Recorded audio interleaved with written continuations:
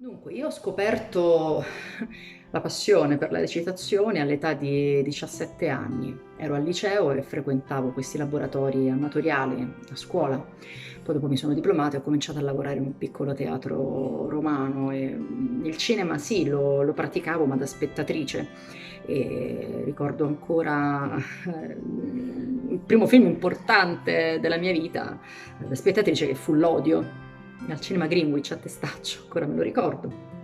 Però insomma è stata l'iscrizione all'università, il DAMS, che mi ha aperto davvero le porte del cinema.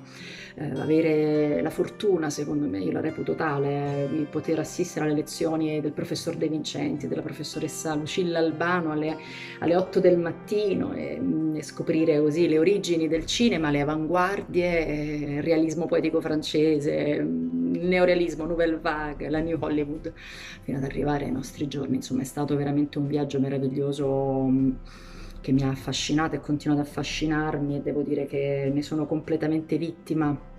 E ora che insomma faccio parte di questo meraviglioso mondo e credo di fare il lavoro più bello del mondo.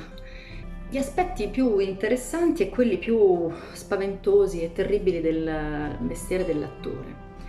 Sicuramente l'aspetto più interessante è il momento della costruzione del personaggio, l'attimo in cui ti arriva la sceneggiatura, la leggi, ti fai una prima idea, poi una seconda, terza, quarta volta e te ne fai un'altra, cominci a viaggiare nella tua testa pensando, ritrovando quel personaggio tra le persone, nei libri, nelle letture, e quindi ti fai il tuo personaggio. Poi dopo questo personaggio subisce ovviamente delle trasformazioni in base all'idea che il regista ha di quel personaggio, in base alle relazioni che quel personaggio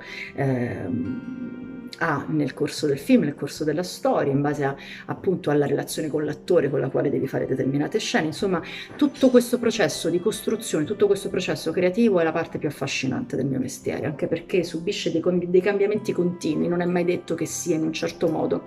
Anche una volta che il film è consegnato, in realtà poi tu hai come in qualche modo la tua idea del personaggio, cerchi di giustificarlo, cerchi di condannarlo, insomma è veramente incredibile. Poi a teatro a maggior ragione, insomma ogni sera può diventare una cosa diversa, può avere una sfumatura diversa e un'accezione diversa, un colore diverso che dà una tridimensionalità maggiore al personaggio, alla storia. L'aspetto più mostruoso senza ombra di dubbio è il giudizio in primis di me. Quando mi guardo ogni volta e giudico la mia esecuzione, è sempre un'esecuzione a mio avviso fallimentare. Sono veramente rare le volte in cui mi sono guardato e ho detto beh, sono stata bene, ecco, non dico brava, sono stata bene.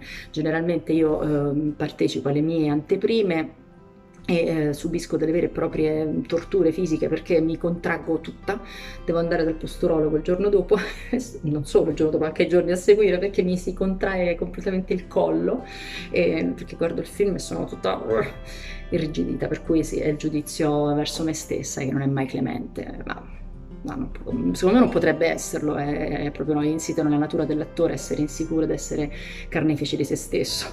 Facciamoci pace con questa cosa. Come si diventa attore?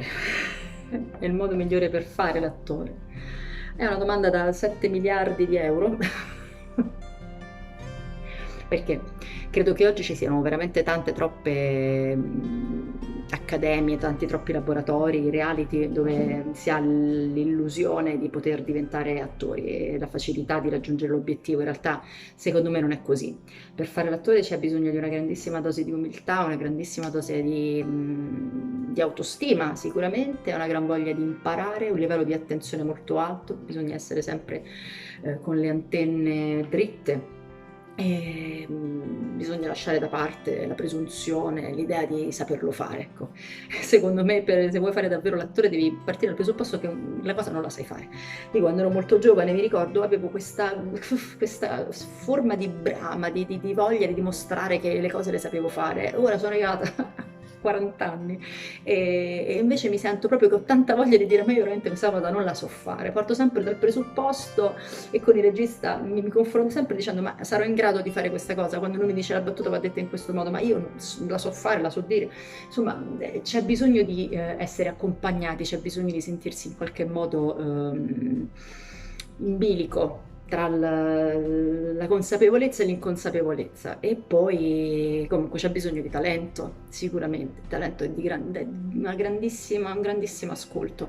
L'attore soprattutto è ascolto, quindi non chiudersi ma aprirsi a tutto, tutto quello che ci capita, tutto quello che viviamo, tutto quello che respiriamo, tutto quello che sentiamo, i nostri partner, i nostri compagni di viaggio, il regista, tutti insomma, tutti fanno parte di un processo creativo e l'attore deve comprendere che non è solo, un attore da solo non va da nessuna parte, è assolutamente un'anima nel buio, e invece l'attore brilla nel momento in cui ha tutto un cote di persone intorno al quale si può aggrappare, si può appoggiare, e comprendere questa cosa non è semplice, non è immediato, però insomma una volta che ci si arriva a comprenderlo nel profondo, penso che sia un po' raggiunto uno stato di apparente pace, all'interno della quale puoi viverci bene, serenamente e sviluppare al meglio le tue possibilità di attore.